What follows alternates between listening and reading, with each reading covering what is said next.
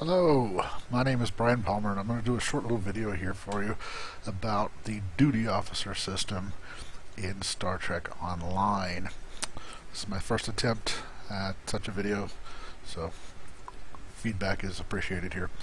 But we're going to start. I'm out in sector space outside of Earth here, and we're going to start with just the simple how you access the duty officer system. Here is this flashing little button here which says that I've got some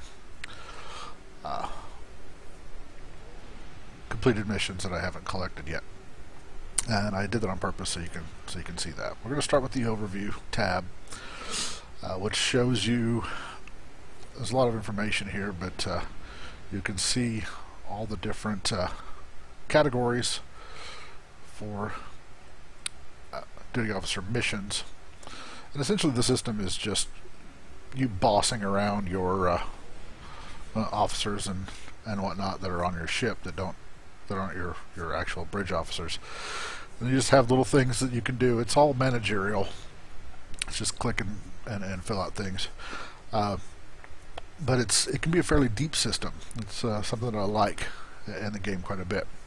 This particular character here, there are 4 ranks in each of the categories, and this character here has hit rank 4 in all of them except for recruitment, which I'm about halfway through the final rank to get that a little bit more.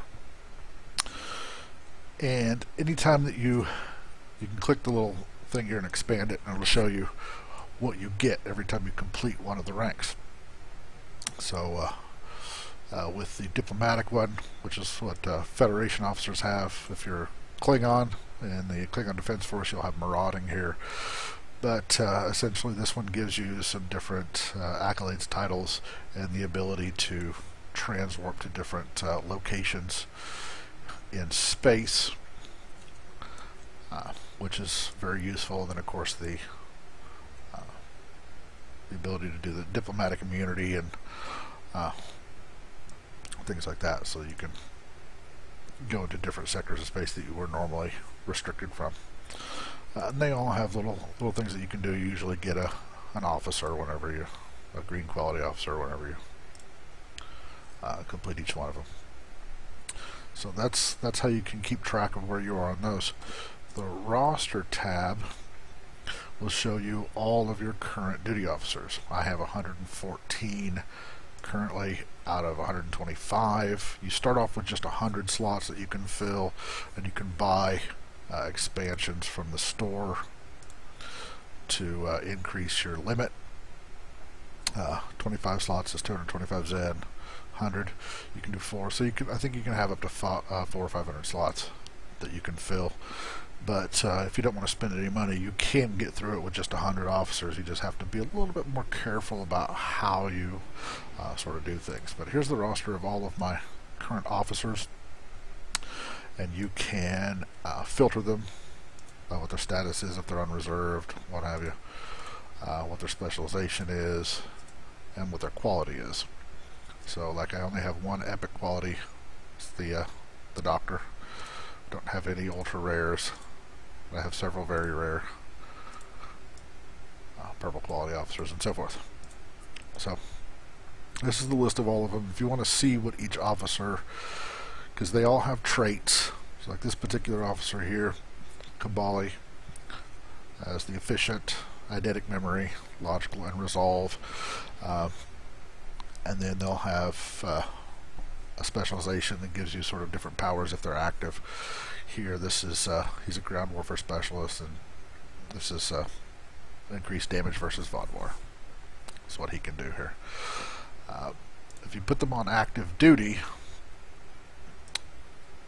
they'll give you different powers here. You start off with 5 active duty slots. You can buy a 6th slot for space and ground from your fleet spire in the Dyson sphere for like 150,000 fleet credits, if I remember correctly.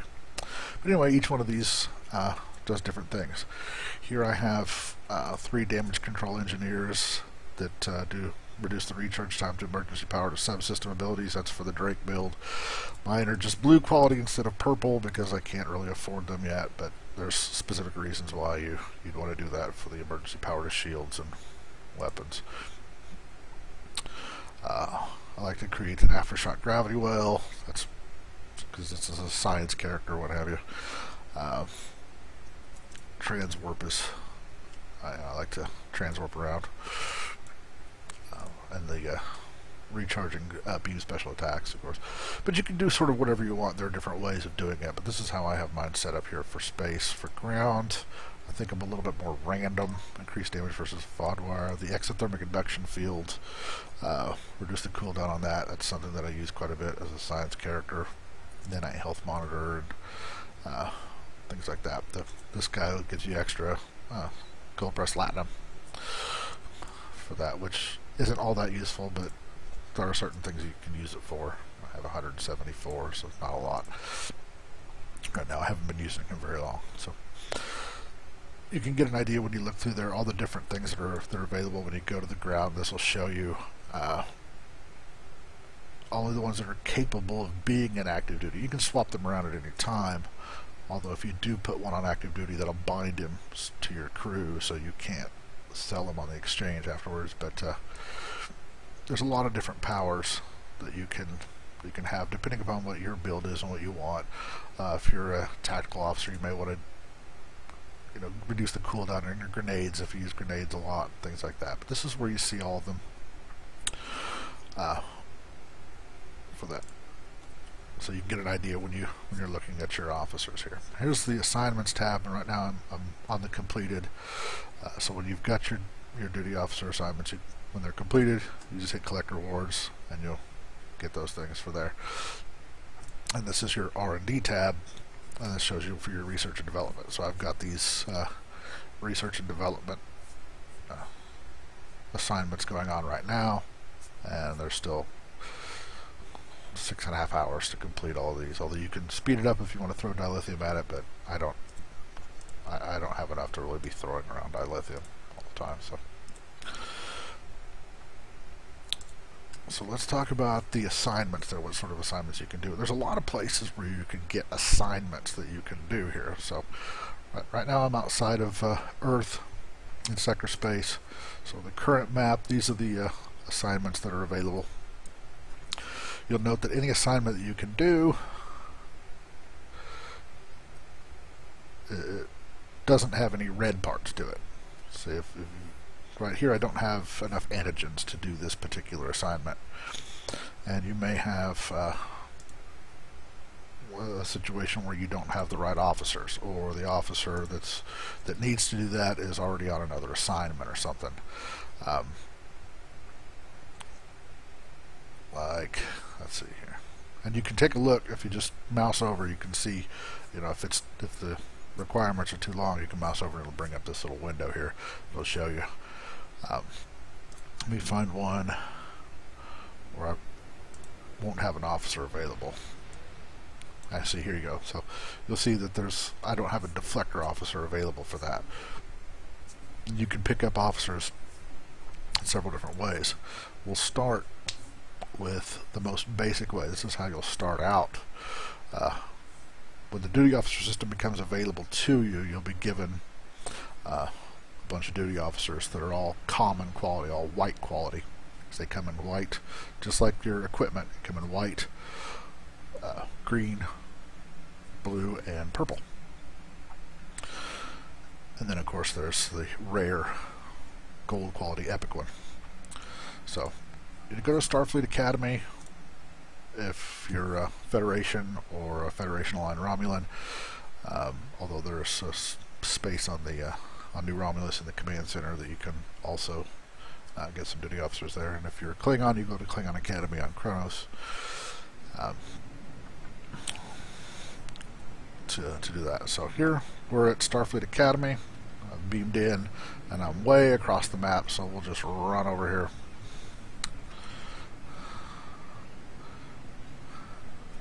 Get this started. So we're looking for this building here that's in the corner of your map. I'll show you the map here. This is the map of Starfleet Academy. There's the center. There's the little big statue. Right there, the pillars, whatnot. So this is the building you're looking for. It's out by the closest to the bay. And you can start with Lieutenant Farah here. And Lieutenant Farah will give you some explanation about what duty officers are and how you can recruit them and things like that. Then Lieutenant Farah also has a store, which you can buy duty officers with dilithium here, or as you rank up, when you get your different ranks, you'll be able to select a single duty officer. Usually you'll have a requisition, and a green quality officer typically is what's available to you. Sometimes you can get blue and purple depending upon what you've got here. It'll show you the ones that you've already purchased, things like that, so as well. And they have for every single category, you'll have them. So whenever you get that, whenever you rank up in that, it'll make sure you select the proper category to see your requisition down there that you can select. So that's one place. The other place here is this personnel officer, which Lieutenant Farah has a huge bubble of interaction there, and the personnel officer you have to get pretty close to actually interact with. Personnel officer allows you to actually do some duty officer missions to get duty officers.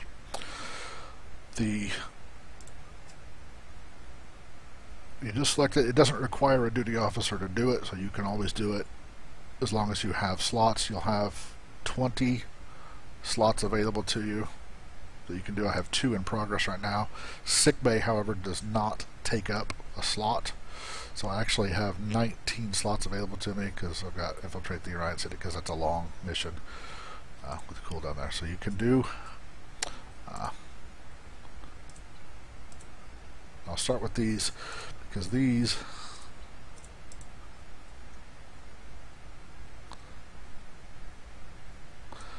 actually reward you not only officers but a little bit of dilithium. Whoops, not to do that. The 2 that I left undone, the R&D assistance and the general recruitment, those actually cost you some dilithium. You have to throw in 1,000 dilithium to get that. The general recruitment actually gives you a pack.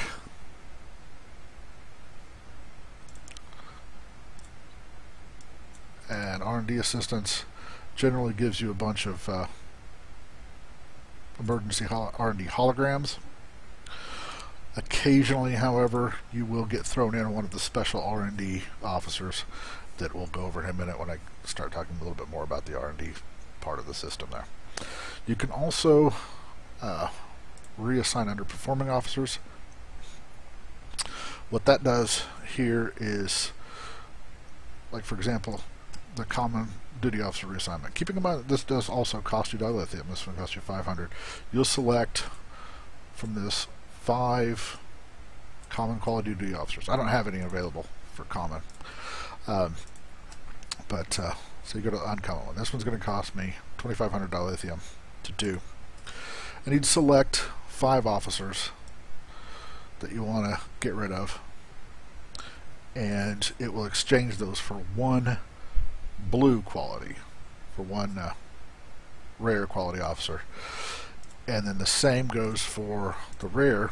You can exchange 5 blue, or 5, yeah, there's 5 blue quality officers for 1 purple quality officer. This one costs you 5,000 dilithium to do.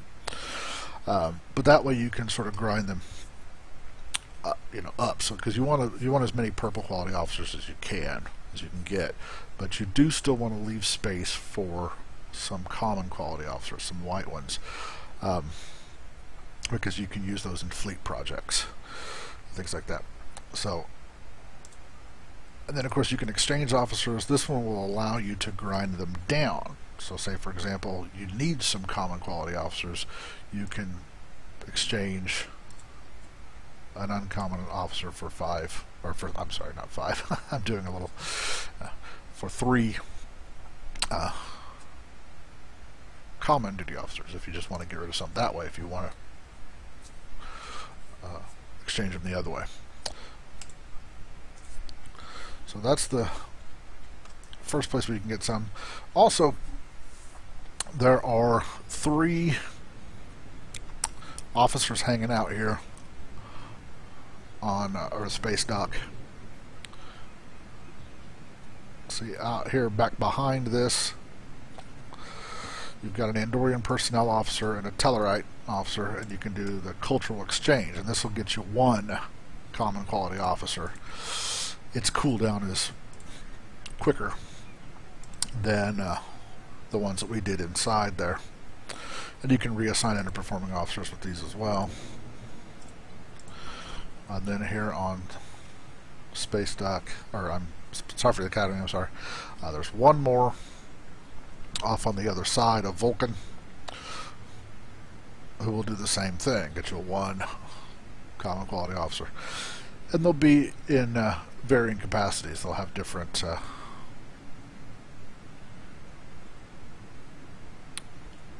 specialties and things like that. You honestly just don't know what you're going to get from these, but normally your common quality ones you're really just using, except early on in the game when you don't have very many, you're really just using, you're not actually doing assignments with them, you're really just using them as fuel for the fleet. So we're going to beam back up here to the Beta Quadrant.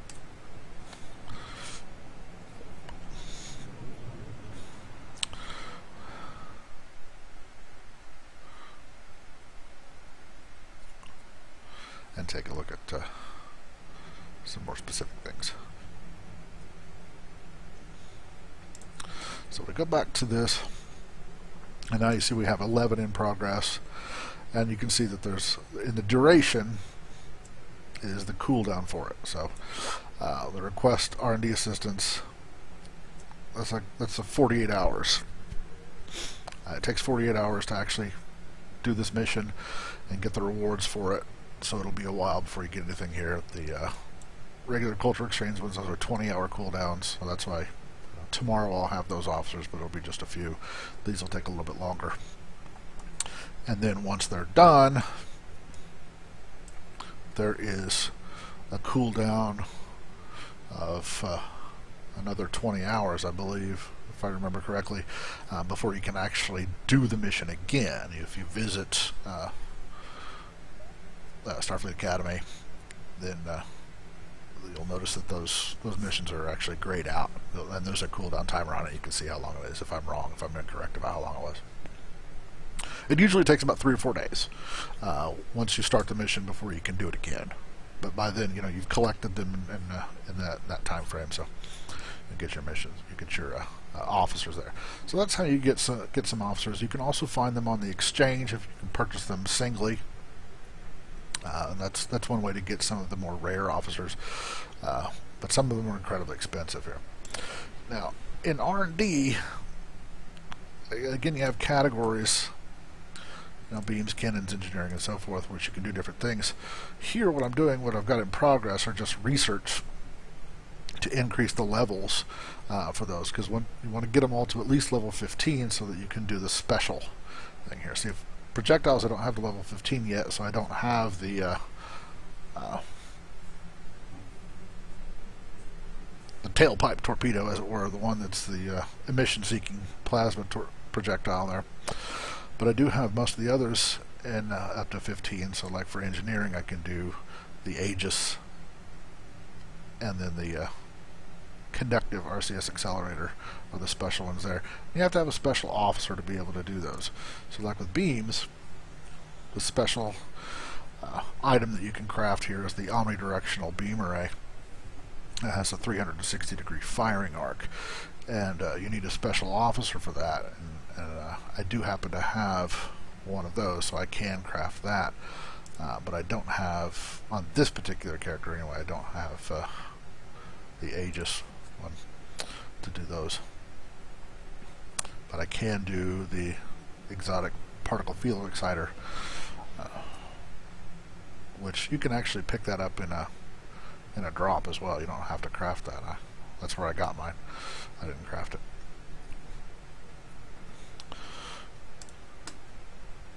So, but there's obviously different things that you can do in here. There's all sorts of things that you can craft. These are components that you'll use to craft the different things. So like if I wanted to craft a beam array, say an anti-proton beam array, it'd show you. See, here's a guy that can do it. I happen to have this guy from the Delta pack there. And these are all the things that'll be required, and obviously the red ones I don't have, so I'd have to go in and craft those first. The firing sequencer and the power surge regulator. Apparently have all the other parts, but anyway, you can craft that, and then it's got a cooldown of 20 hours on it before you actually get the. It takes 20 hours, but I don't have any available slots because everything's in progress right now. I won't have any for another 6 hours or so. But so that's one place. Like I said, just anywhere you can look, anywhere that you go, you can get assignments, on the current map. And if you want them, you want to do this assignment, just hit plan, and it'll bring up some default, what the game suggests, some officers that you can use. And you can select, you can change them if you want to. You select, and it'll bring up your entire list. And each assignment will have some traits that will help you along. So for example, the critical success here, preferred traits here are eidetic, memory, logical for that. And then just a basic success is astrometrics, gravimetric sciences, energy weapons officer, things like that. Then they'll have some that are also for failure and disaster as well, and those will appear in red. And you want to try to avoid that, but sometimes you can't. Sometimes you don't have an officer that's available that doesn't have one of the bad traits for that particular assignment. So you have a graph up here that gives you the percentage chances of what's going to happen. So like if I do this particular mission, I have no chance of failing it or it being a disaster. 79% chance it's just a regular old success. 21% chance that it's a critical success. Critical success will give you extra rewards for it. Just like anything else. So that's sort of what you're looking at with the different missions. Let me see if I can find one that I wouldn't do well in. Here we go. So confiscate contraband from crew, which is a very important mission, especially for Federation, because you don't have a lot of other ways to gain contraband, whereas in the Klingon Defense Force you just do a lot of marauding missions and you'll have tons of contraband. But here, failure is unscrupulous. And this guy, of course, has that particular trait. So you can either change it to somebody who doesn't have that particular trait. Like, for example, this guy here. Just assign that slot, and that'll change the outcomes here. There's still a chance, however, of disaster using these particular officers. Obviously, the higher quality officer, if you can do 2 purples, you have a better chance for critical success just by them being purple typically. But there's still, so you have to sort of weigh it out. You think it's worth it. For the most part, there's really nothing to worry about aside from your officers going into sick bay, unless you're assigning the white quality, common quality duty officers. Those can actually be killed in a disaster, and you can lose them permanently. The other ones don't. They just go to sick bay and they're off of your roster for a period of time, and they come back on and will be available for assignments again. Sick bay doesn't take up a slot, and it automatically goes in there if you have a disaster. So you don't have to worry about it. It'll just take care of itself, and you'll get your officer back in time. The other thing you want to be aware of is there are also missions in department heads. The department heads here will offer you different assignments. The first officer will offer you diplomatic assignments. If you're chasing your diplomatic specialty here. And they'll vary depending upon where you are. If you're in sector space outside of Earth, they'll usually have a few receiving Vulcan dignitaries and whatnot. In the Alpha Quadrant, around DS9 and Bajor, they'll have some more of those. Diplomatic assignments sometimes are kind of hard to come by. You just have to know where to find them based on what sector you're sort of running around in. Then your operations officer will give you colonial assignments, some development assignments, and then sometimes down at the bottom there'll be some recruitment ones too, like dealing with refugees and whatnot. Engineering will give you some engineering assignments, of course. Under science, you'll have science, and scroll down here, exploration as well. Medical is all medical. Nothing else in there. Tactical will give you military and espionage, which if you're Klingon, your first officer can give you espionage ones as well. Security also gives you espionage for that. So you can find additional duty officer assignments there. Then another place you often want to look is these clusters.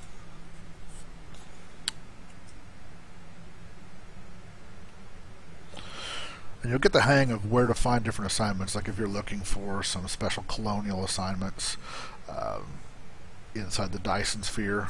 A lot of times I'll go there because they have some different colonial assignments. There's different colonial assignments in these clusters as well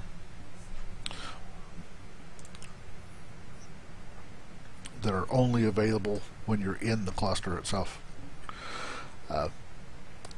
And that will segue us into the next part, is the assignment chains as well, once we get in here.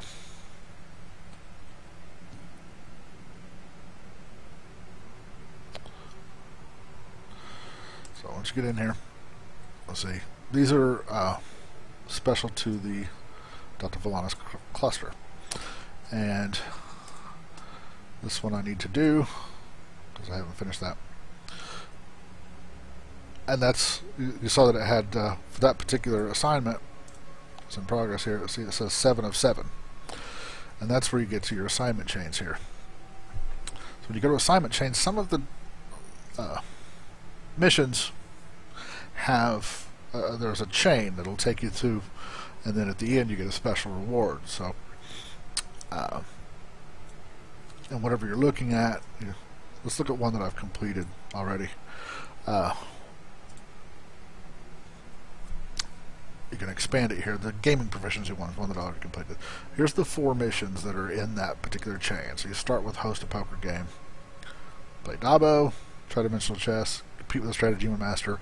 Once you've completed all those with a success or a critical success, then you get on if you do a crit on the final assignment, you get a title for that particular one.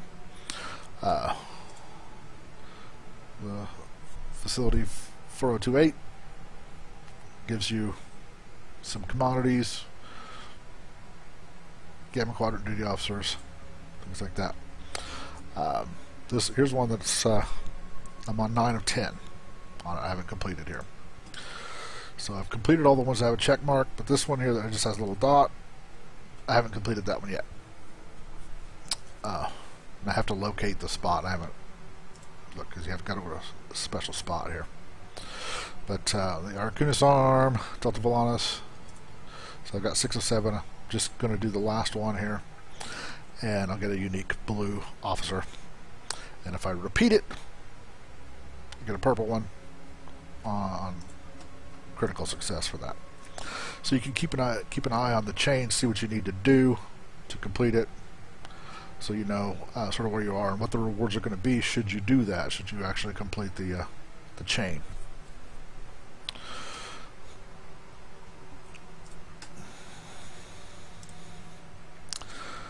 And finally, we want to take a look at the fleet. Here's my fleet, Starfleet Defense Force 0. This is the best fleet in the game.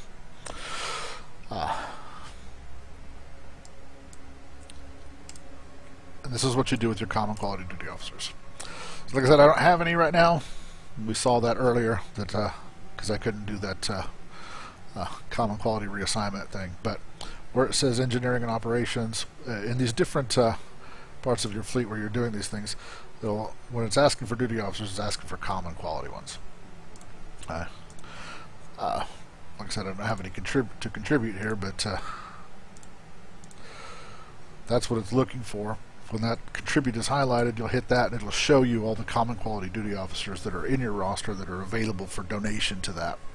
And that's why you want to leave some space. You don't want to completely just fill up your roster with all purple quality duty officers. It may seem like a good idea at first, but it'll kick you out of being able to donate those to the fleet, and that's one of the best things that you can donate to get fleet credits for, is to donate a lot of duty officers there. Also, because those assignments, at least the ones that don't cost you dilithium, you can do those ones in the middle that we looked at earlier.